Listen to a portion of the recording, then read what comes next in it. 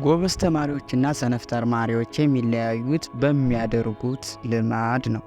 ዛሬ ጎበዝ ተማሪዎች የሚያደርጓቸውን 5 ልማዶችን እናያለን።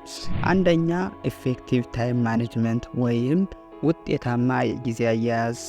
ለስራ ቅድሚያ ይሰጣሉ፣ የጊዜ ገደብን ያወጣሉ፣ ጊዜን በአግባቡ በጥናት ይመድባሉ።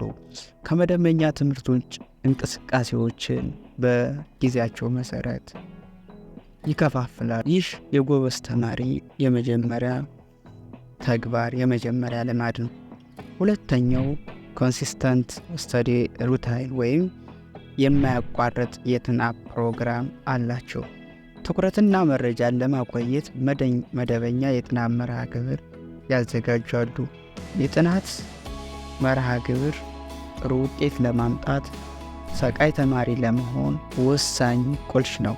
ሶስተኛ ልማዳቸው አክቲቭ ለርኒንግ ወይም ንቁ ትምህርት ነው። ክላስ ውስጥ በሚቀመጡበት ጊዜ ንቁ ሆነው ይቀርባሉ።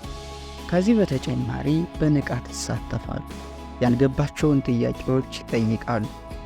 መምህር ሊሆን ይችላል፣ ጎበዝ ተማሪ ሊሆን ይችላል፣ እንዲሁም ኢንተርኔትን ይጠይቃሉ። ከነሱ ምንም የሚጎል ነገር የለም። ያልገባቸውን ነገር ዝም ብለው አያልፉትም። ሁሉንም ነገር ይጠይቃሉ። አራተኛው ልማዳቸው ደግሞ ሄልዚ ላይፍ ስታይል ወይም ጤናማ የአኗኗር ዘይቤ ነው። የተመጣጠነ ምግብ ይመገባሉ። የአካል ብቃት እንቅስቃሴ ሁልጊዜ ያደርጋሉ። ከዚህ በተጨማሪ እንቅልፋቸው በደንብ ይተኛሉ።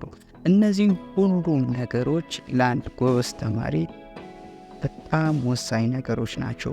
እነዚህም ካደረገ አንድ ጎበዝ ተማሪ በስርዓት ያጠናል፣ ጥሩ ውጤትም ያመጣል።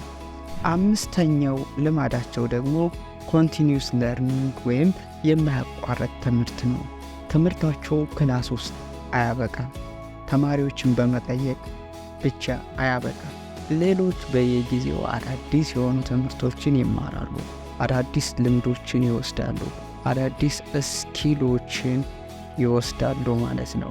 ለዚህ ደግሞ ዩቲዩብን ይጠቀማሉ፣ የተለያዩ ዌብሳይቶችን ይጠቀማሉ፣ የተለያዩ አፕሊኬሽን ይጠቀማሉ። ትምህርታዊ ነገሮችን ብቻ ሳይሆን የሚያነቡ ለህይወት በጣም አስፈላጊ የሆኑ ነገሮችን በሙሉ ያነባሉ ማለት ነው።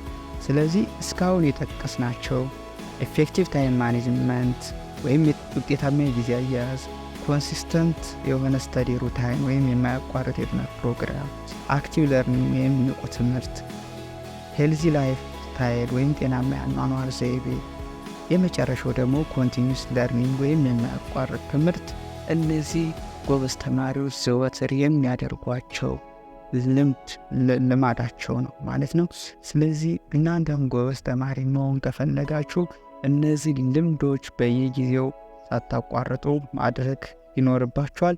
እንደነዚህ አይነት ቲፖች እንዲደርሷችሁ ሳብስክራይብ፣ ላይክ እንዲሁም ሼር ማድረግ እንዳትረሱ። የተሰማችሁን ስሜት ደግሞ ኮሜንት ላይ ያስቀምጡልኝ። ይመቻችሁ። ቸር ሰንብቱ።